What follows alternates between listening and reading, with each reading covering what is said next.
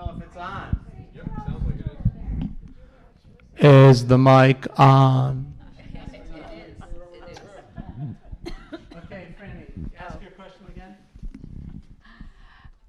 again. She has a son that has had brain bleeds, and they recommend that he does not get the vaccine. So what kind of form or letter from a doctor or whatever does he have to carry with him? That's a good question. Normally it's whatever the doctor's recommendations are. I mean, they can put the diagnosis on there that he has previous brain bleeds, or he has a compromised immune system, or he's at high risk for any kind of infection. But that's probably all that they would need. But as Carl and I were talking before when he first got here about the fabrication of fake cards and fake letters, who knows what's going to happen with any of that. Are we ready? Yeah, we can start. Do you want me to just, because we're being Sure. filmed, we should be, Is it starting? I'll start. Okay. Catherine will. Okay. And plus, I like to have the microphone. Good afternoon, everybody. Thanks for coming today for Coffee and Conversation. We're very lucky to have Eddie Martucci, Big Y pharmacist, back with us today. If any of you have been doing the Coffee and Conversations on Zoom during the pandemic, Eddie had joined us a couple of times to kind of keep us up to date on what was going on with the virus and the vaccines. So he's here today to talk about what the future holds. And I, for one, hope he has some inside information. Thanks, Eddie. Thank you, Debbie. Thank you very much for putting this together. Thank you to all the crew and everybody at the Council on Aging. It's great to be here. For those of you that don't know me, I'm Eddie Martucci. I am the pharmacy manager at the Walpole Big Y. Just a little background on me. I did get my pharmacy degree from the University of Connecticut many years ago. I've been practicing retail pharmacy for 39 years now. In the grocery store setting for the last 11, I owned my own pharmacy for more than a decade in Connecticut, and we did different things. So we're going to talk today about COVID-19 vaccine, what the future holds. And while that nice, pretty screen is up there, I can just tell you I want to do a little background about the COVID-19. Do we need the mic for you? I don't know. Do you guys need the mic or no? Yes, we do. Yeah, we do for the thing. Sorry, Carl. You see, you're not really the oligarch here. Otherwise, you would demand that I get rid of the mic. The COVID-19 pandemic started in December of 2019, and it started out as an outbreak. And normally the progression is you have an outbreak, and then you go to an epidemic, and then you go to a pandemic. So by March of 2020, the World Health Organization listed it as a pandemic, a world pandemic. We had an infection from civet cats and bats in Wuhan, China, and that's where it came. A vaccine was available at the end of 2020, and the CDC and FDA put together an emergency use authorization that allowed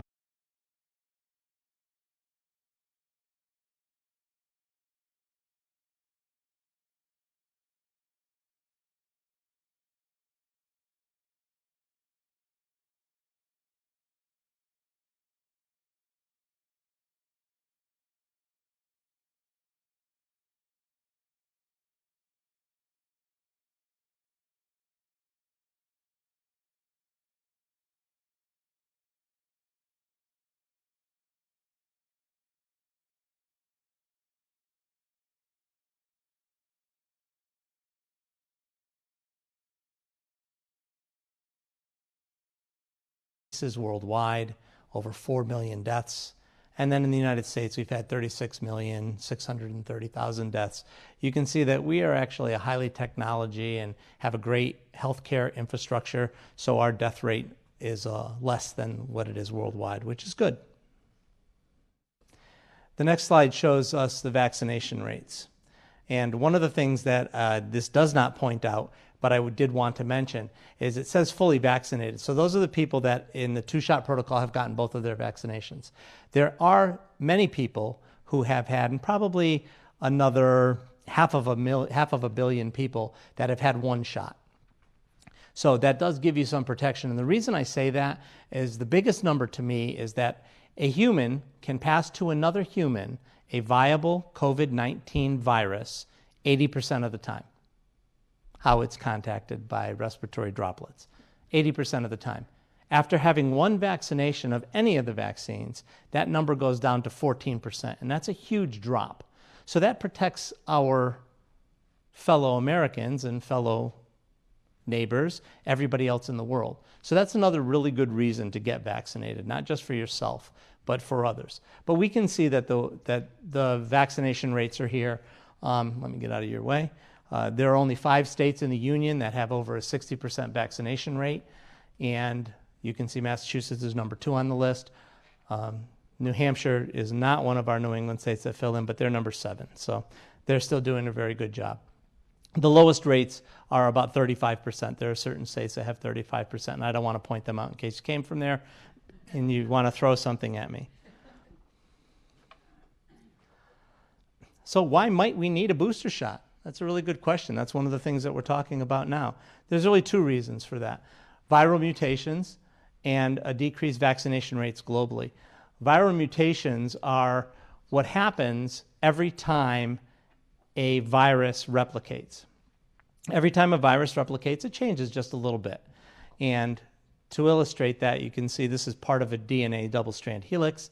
And of the 30 different amino acids that are shown by the different colored bars, you see that a replication of just one of those amino acid changes is what happened. So that's what a viral replication changes, your mutations of the virus. And they do that to become better in their environment. They want to survive like we did, like we change from generation to generation. So the definition of a generation is that it's the time between 2 identical and successive stages in an organism's life cycle. So for humans, our life cycle is about 80 years. Women live longer. That's why it's 80, because men don't live that long. Our viral life cycle is about 2 days, so that you can see that a generation in humans averages out to be about 22 years, depending on what generation we're talking about. My generation liked to spread that out. We only had children every 3 or 4 years, whereas now we're back to when I had 5 brothers and sisters. So now we're back to people having their children, 4 children in 5 years or 6 years. But a viral generation is only 12 hours.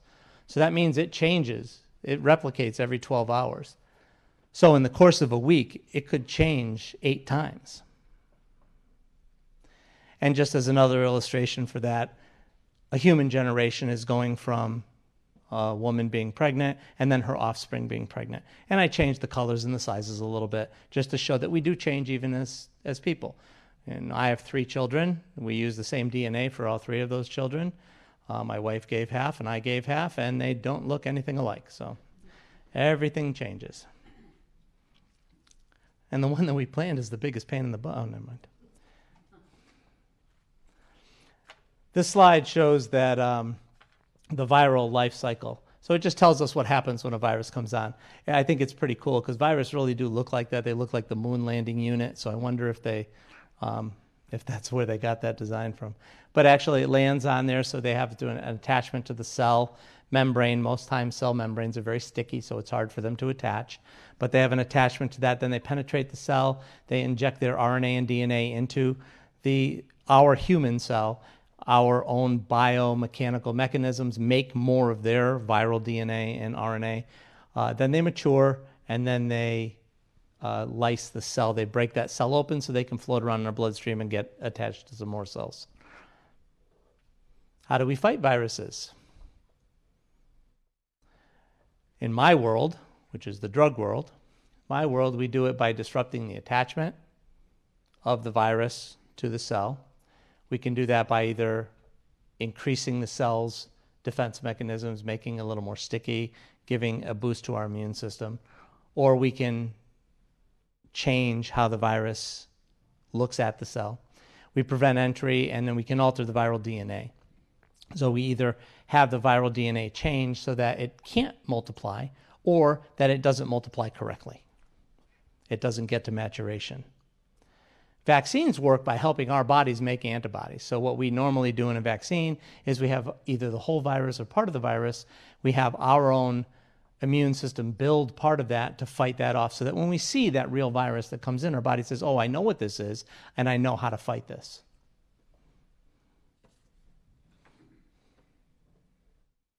But viruses are smart, they change, they put on disguises. So they ask the antibody, who am I? Do you really want me? Do you really want to fight me? So we have to get better at that. And that's where we come leading into the different variants. And you can see that here in the United States, those are the 4 main variants that have shown themselves in the last year and about the last 8 months probably. You see Brazil has one, South Africa, the United Kingdom, and then the Delta variant that everybody's talking about that came from India. Now, the designations with the letters and the dots and the numbers has to do with where it changed on the original DNA of the COVID-19 SARS-CoV-2 virus. So I don't know exactly what amino acid changed on that, but that's what the designations are. Big Pharma, and there's a picture of Pfizer, and no, they did not pay me. That's a disclosure. They didn't pay me to put their flag up there backwards. Big Pharma is working on vaccines for the variants as we speak. They've been working for a long time. And the University of Virginia has some new developing technology for vaccine manufacture, which is really interesting. What they're doing is they're synthesizing a DNA vaccine that actually instructs our immune system how to fight the virus directly at its weakest point. It's kind of like a blueprint for destruction. And the way that they're doing this manufacturing and developing of this new technology, it's able to do it in a fermentation tank like you do a beer. So they grow it out with E. coli just like they do human insulin, and then they spin off the bacteria. It's a very easy process. You can you can manufacture large amounts of vaccine very quickly, and storage is a lot easier. And the storage of the vaccines was a big problem, as you remember, from the Pfizer vaccine when it first came out. That was the very first one that came out in December. And you had to store it at minus 70 degrees in a freezer. So you had to have a special freezer for that. Since then, things have changed. Every time you have something new that happens very quickly, and the vaccine for COVID-19 happened very quickly. It started in March of 2021. Of 2020, I apologize. And then by December of 2020, you had a vaccine. So that's 9 months. Previously, 4 years was the shortest time frame, and that was the mumps vaccine. It wasn't really that short a time frame. Since the second MERS virus in Saudi Arabia in 2012, they've been working in the Middle East to find a vaccine for coronaviruses. So it's been a little while, but they hadn't worked real hard on it until we had this outbreak. So that's the really neat thing about this. If this comes to fruition, we can manufacture large amounts of vaccine very quickly. We'll circle back to the 2 reasons for having a booster shot. Maybe we might need one. Mutations again, and lower vaccine rates. And the reason I brought this slide again is because they are actually intertwined. They circle back one to the other. Mutations happen when viruses replicate, they cause variants, and it may decrease the vaccine's effectiveness. Now, even when you get your COVID-19 vaccine, if you got it early, January, February, when you were allowed to get that, being that you've been on this planet longer than I have, we can see that you have immunity to that. Does that protect you against a variant? That's one of the questions that's always comes up. And it does. Does it mean you may not get sick? No, you could get the virus and you could get sick, but you probably won't get seriously ill. So that's why it's really good to get vaccinated. But then when we talk about the lower vaccine rates globally, they're caused by the ineffective infrastructure that those countries have, and maybe their technology, maybe their economic situations, maybe their religious beliefs, and maybe the availability that they have it. And that causes more mutations, which causes more variants. So that's why it's really good for us as a human race to have the whole world get vaccinated. We want to vaccinate everybody. That brings me to herd immunity, and it has nothing to do with buffalo, but that's a really nice picture. So I put it up there. Herd immunity, by definition, is a form of indirect protection against a pathogen, either from vaccination, from getting the disease and overcoming it, or from a mother passing it to a child during nursing, that protects people who are not vaccinated. And you have to have a certain number for vaccination. Every pathogen, every virus, measles, mumps, rubella, all of those have their own herd immunity numbers. For COVID-19, the herd immunity number for SARS-CoV-2 is 83 to 86%. So with a population on this planet last week of 7,874,965, we need to get to 85%. We need 6.7 billion people vaccinated. As you saw on the first slide, only 1.12 billion people were fully vaccinated worldwide. That's 14%. So we're way below where we need to be to prevent and eradicate this COVID virus. How do we stay safe? This is the way we stay safe, our new normal. We wear masks when we go into large groups. As I mentioned earlier before we started the filming, that our company, Big Y, is strongly recommending now that all employees wear masks, whether you're vaccinated or not. And I think we may have to go back to that. Physical distancing, they call it social distancing. I don't like that word because I think we're social animals. We need other people. We need to be together. So I say physical distancing of 6 feet, that's a good thing. Sanitizing and getting your vaccines. Now, anecdotally, as I was talking up front to Debbie and Carrie and Sherry out there when I first got here, in a typical year of our pharmacy from December of any year to March of the following year, we normally will sell between 4 and 5 dozen Z-Paks. It's an antibiotic used for respiratory infections. I sold 7 this year. So these policies work. They really work. We had a new word that we can add, or a new phrase we can now add to Webster's dictionary called respiratory etiquette. It's a nice sounding word, a lot of letters. They want you to sneeze into your elbow, wear a face mask in large groups, and don't touch your face. When I was growing up, that was being considerate. And if I was not being considerate in any of those reasons, my father's hand gently tapped the back of my head. Personally, I don't think we should have handshakes anymore. I just don't. We touch things with the insides of our hands. So we pass those along. We can pass it along. When I did one of the talks here last time, I don't know if I did it. It was probably Zoom, Deb, I think, when I did it. It can live on a surface for 3 days. So if you don't wash your hands, you can do that.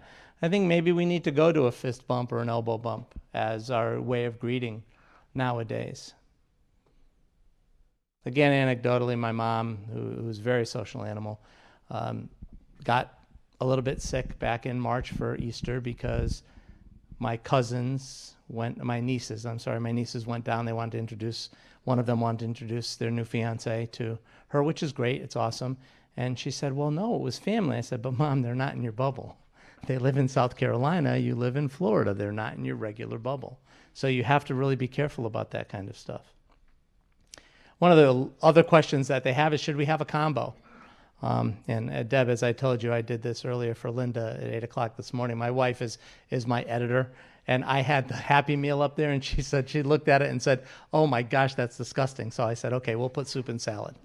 And it's true. I mean, a Happy Meal does bring the connotation of a combo to us, but it stays with us for 3 or 4 days after we have one. So should we have a combo of the regular flu vaccine and a COVID-19 vaccine? Well, it's really too late for this year. We're actually getting our flu vaccines in next week. So it's really a little bit late for that. And maybe every 3 or 4 years, if they feel that the COVID-19 virus or its said variant, the Delta variant, is something that could be viable, then they would do that. Our flu vaccine is coming in, and as every year they change, and I do have the strains because I'm kind of that kind of a guy. Last year, the A strains were a Mekong and Hong Kong from China, B Washington and B Phuket, and this year it's going to be A from Wisconsin, which is kind of a Victoria offshoot. It's in the same vein. A Cambodia, B is Washington, and B is Phuket again for the quadrivalent flu vaccine. Should you get your seasonal flu vaccine since you've been vaccine. Yes, you absolutely should. Yes, you should do that. And you can check with me at the store as to when we're going to be running clinics at the store. We're going to do a lot of them. So one of the things that I wanted to talk about was what kind of questions that everybody's asking. And these are the most common questions that we have. How long are our antibodies effective for after our vaccination? They're good for at least 9 months.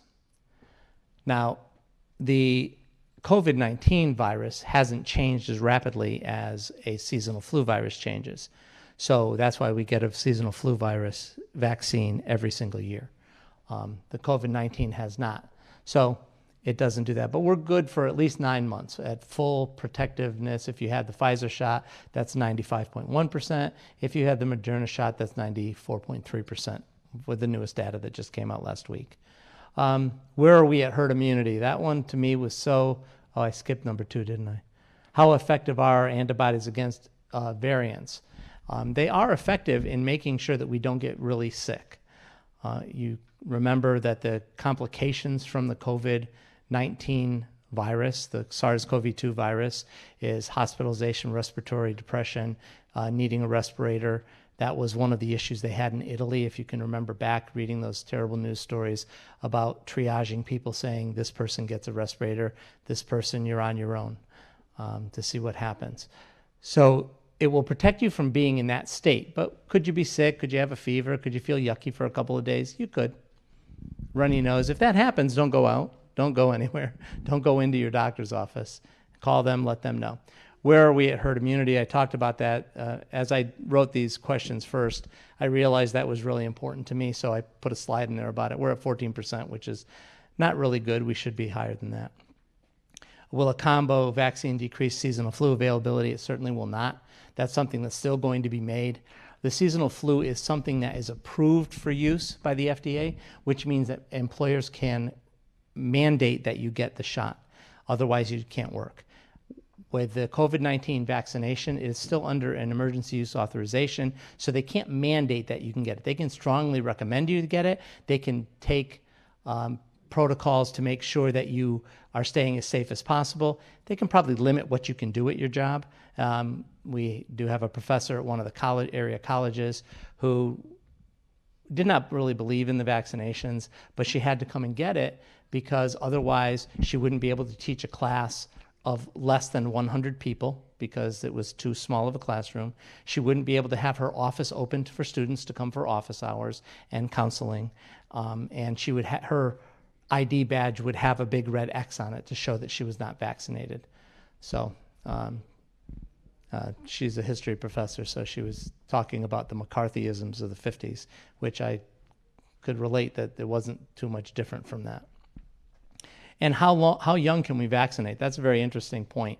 The EUA that came out, the emergency use authorization, came out for 3 and above, although the vaccine manufacturers did not test people that young. Pfizer's came out originally in December of 2020 at 16 and older. Moderna was 18 and older. J&J is 18 and older. They both still are there. Pfizer is now down to 12 and above. And Moderna actually has done their second stage trials for 12 to 17-year-olds, and they have found a 100% protection rate in their second stage trials. So they're going to lobby the FDA to change the EUA for them. Some of the things I did want to talk about with the booster information, the World Health Organization yesterday at 5 o'clock in the morning, our time, 5 o'clock in the morning, declared a moratorium on booster shots. And they wanted to do that because they wanted to make sure that the whole world got vaccines instead of the countries that were wealthiest that could afford to provide a third shot to their population. Now, that being said, our President Joe Biden's scientific advisors do say that people over 65 would probably benefit from a third shot. Being a scientist, they absolutely would benefit, but they're political scientists. I'm not one of those. So they would benefit, but again, they want to follow the CDC's recommendations, and we can't do that. I did have 2 gentlemen already come in to me and say that they would just pay me $100 under the table to give them another shot of something else. And can you get another shot of something else? Can you use a different vaccine? They don't recommend that, and so I can't do that legally, and I'm not going to set up on the street corner down at South Main Street to do that.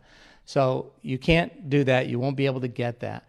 But there is a little bit of data on that. When AstraZeneca fell through in the United Kingdom, they stopped giving the AstraZeneca. So many people didn't get their AstraZeneca second shot. So they were using either Pfizer or Moderna for the second shot.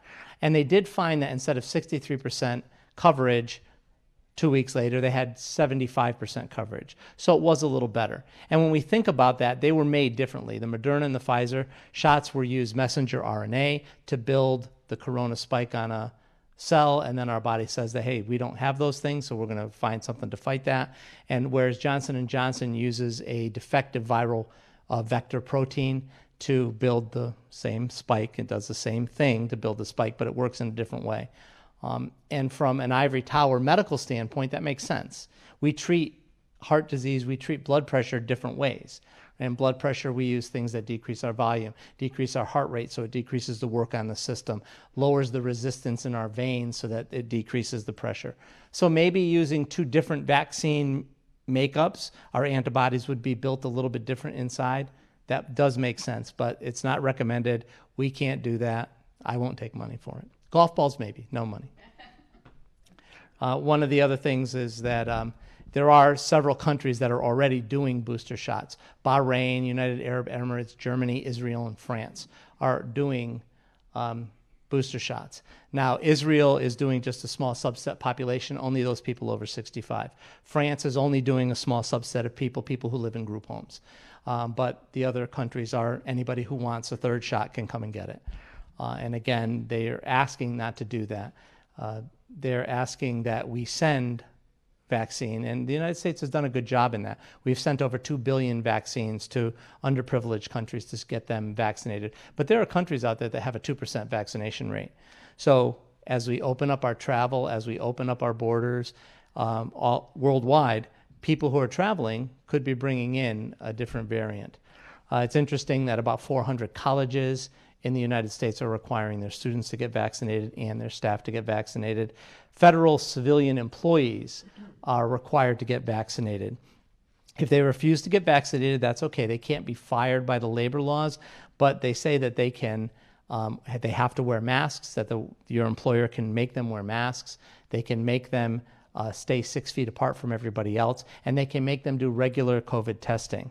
Now, I looked up what regular COVID testing meant, and the CDC's recommendations is every 2 weeks. So as we said earlier before we started filming, that's kind of a pain in the butt. They're kind of pushing people to go get the vaccine, which I believe in the vaccine, so that's okay for me.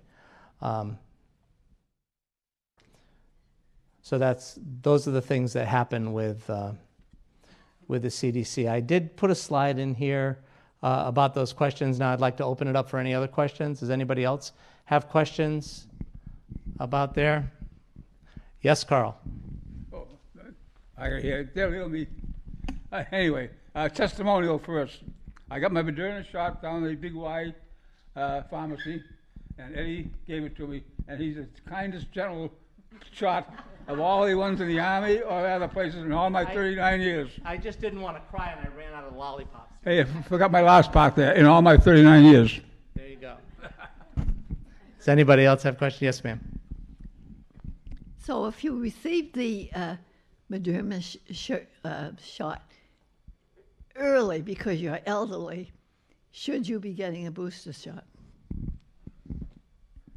That's a great question. Moderna is actually not pushing for anybody to get booster shots right now. They're really working on studying younger children. The consensus is, are we going to just booster everybody else?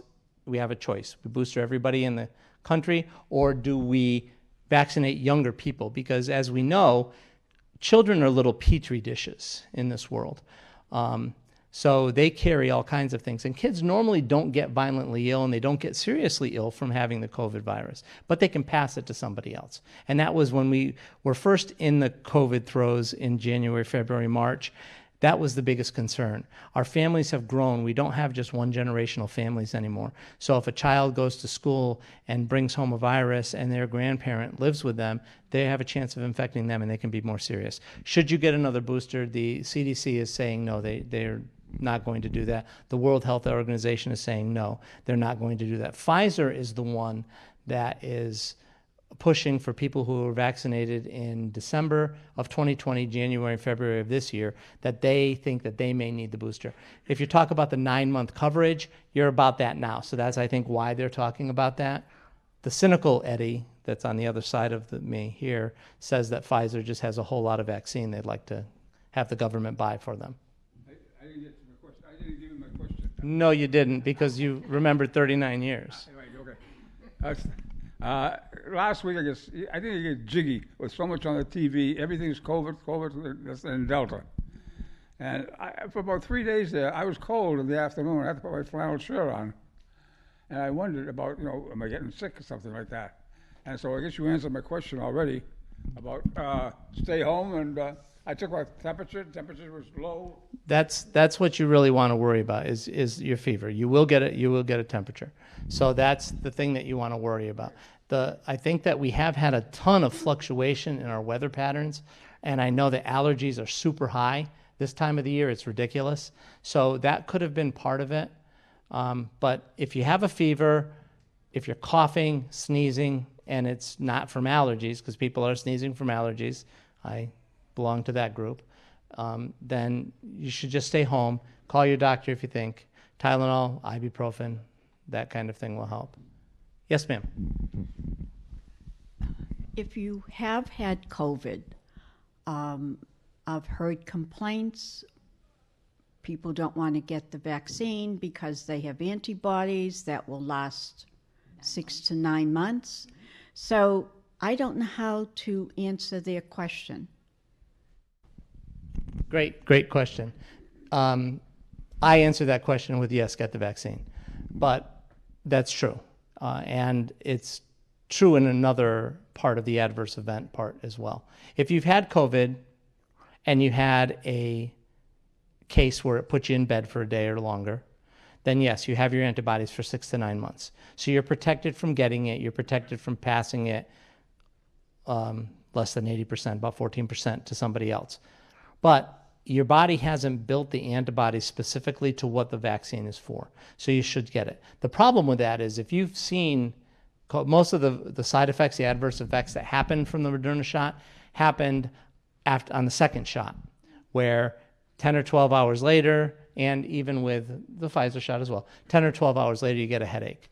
The next day, you don't feel like really doing much but watching Tom Selleck reruns or something. So that's very true. Now, if you've had COVID and you were in bed for a day or two, and then you got the first shot, you're probably going to get that reaction after the first shot. The second shot will be more normal. And unfortunately, by virtue of you ladies out there that only have X chromosomes, you have more of that side effect than the men do. And those things happened in men versus women. They actually did a study out in Stanford, I believe it was. It was out west somewhere. It's on one of my other cards. I don't want to dig it out. But they did a study of giving women progesterone supplementation after the second shot to see if that would help, and it didn't have any link to it. They tried to link the Johnson & Johnson serious side effects of the blood clots they had, and just to clear that up, that was 8 people of the first 3 million shots given, and they were serious. There were 8 people hospitalized, 1 person did die, and they tried to link that to exogenous estrogen therapy, so either oral contraceptives, because they used the age group of 18 to 49, so either oral contraceptives or estrogen replacement therapy, hormone replacement therapy, in that regard. Yes, sure. The COVID vaccine, the COVID test, there's a quick test, a fast test, or whatever it is, and then there's another test. Are the results any different? That's a good question as well. There are 3 different COVID tests. The antigen test is normally your quick test, and that shows that you have part of the COVID virus in your body. Is it a viable part? They don't know yet. The PCR test, the polymerase chain reaction test, which is the one that takes 8 to 12 hours for them to do, that one is to show if you have active, viable COVID-19, SARS-CoV-2 virus in your system. And then there's an antibody test. And that one shows whether you've come in contact with a high enough level of the virus to build antibodies to it. At our pharmacy, we have 2 of them. We have the antigen test, which is a quick test. It's like $25 for 2 different tests. Normally what happens with those, if you test it, if you're positive, you wait 3 or 4 days, test again, and if you'll probably be negative by that point. If the virus is just floating through, like it's visiting, you went to Florida and you stopped at Washington to look at the cherry blossoms in May, and then you drove on. So it's kind of like that. The virus came into your system somehow. You've seen it somewhere. So that could be what they do. And then the antibody test that we have is something by prescription only through Physician 360. You do a consultation with them, and then they send a prescription for that. And then you take that home. That's a saliva test. You mail it away. You get the results in 2 days. Just regarding the quick test, if you are having company and if you want to make sure people that are not vaccinated have a COVID test, would a quick test be sufficient enough to answer? The answer to that question is yes. The quick test is the one that they use for those situations. I don't think the quick test is enough when you're traveling outside the country. I think the quick test is enough for some states. But unfortunately, if you look at the map for new COVID infections by area, the states that allow the quick test as a viable test to see if you have COVID are the ones in the dark maroon where they have the most new cases every day.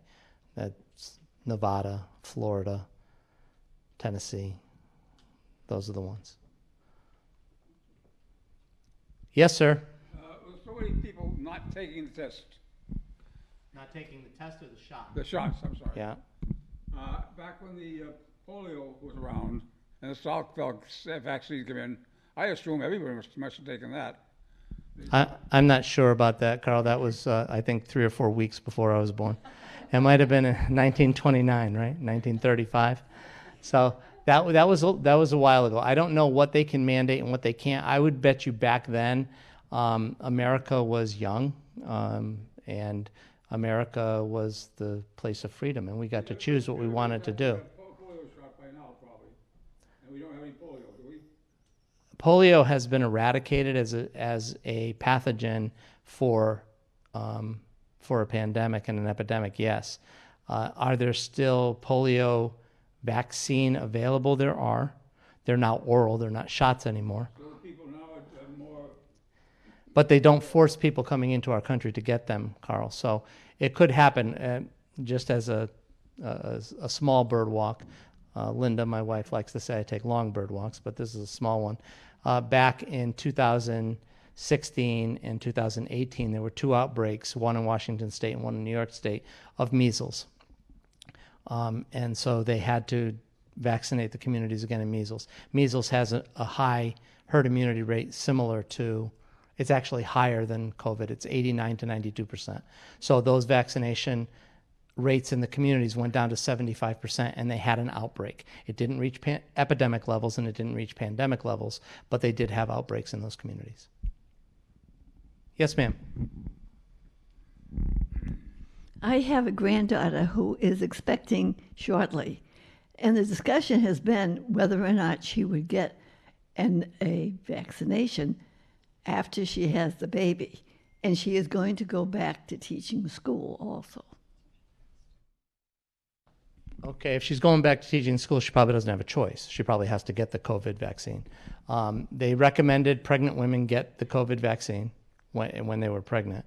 The really important vaccine for you is the Tdap vaccine. I don't know if you're up to date on that. You should check on that because that has whooping cough in it. And by the influx of immigrants that are not vaccinated against whooping cough, we've had cases of that, and children are very susceptible. So that's something you have to worry about. But going back to the COVID-19 vaccination, she should get the vaccine. I am a proponent of vaccination. I believe in herd immunity. And if she's a school teacher, if it's a private school, she can be terminated if she doesn't get her vaccine. If it's a public school, she can be put on desk duty and not teach. So in most states. So she probably will have to go back and get her shot if she's a public school teacher. Yes, ma'am. The Tdap shot, do you have to get that more than once? The question was, do you have to get the Tdap shot more than once? You have to get it every 10 years is the protocol. Now, you can double up on that one. There are certain shots you couldn't double up on. If we'll take a bird walk to the left here now for vaccines. You can double up on that one. That's not a big deal. Tetanus, you're supposed to get every 10 years. That's okay. You can get multiple flu vaccines, which you don't want to, but you can. Pneumonia vaccines are the ones you can't. So you don't want to get multiple pneumonia vaccines. You have to follow the protocol for that. The protocol changed last year. The protocol prior to last year was that there are two vaccines. It's a Prevnar 13, which is a conjugated vaccine. That's a once-in-a-lifetime shot. You get that first, and then a year later, 12 months later, you get the Pneumovax 23, which is a 23-strain pneumonia vaccine, and that one's an every 10-year protocol. But they've changed that because they found that after doing their studies, which they do as time goes on, the Prevnar 13 didn't really build the antibodies they thought it would. So the new protocol is you get the pneumonia 23, the Pneumoimmune 23, which you do every 10 years, and then a year later, if you think you want it and you think your doctor wants it, then you can get the Prevnar 13. And those are for 65 and above. The shingle shot, since we'll take a little side path off that bird trail, the shingle shot is for 50 and above, and there are two shots. Protocol is first shot, second shot between 2 to 6 months later. Thank you so much for your attendance. Thank you for being here. It's so great to be out in public again. Debbie, thank you again very much.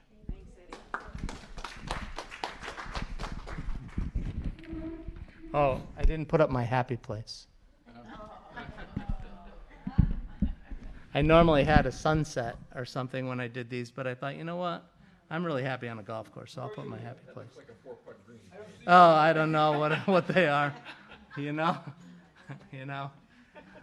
We won't talk about that. I have so much respect for those guys that do it every day and make a living at it.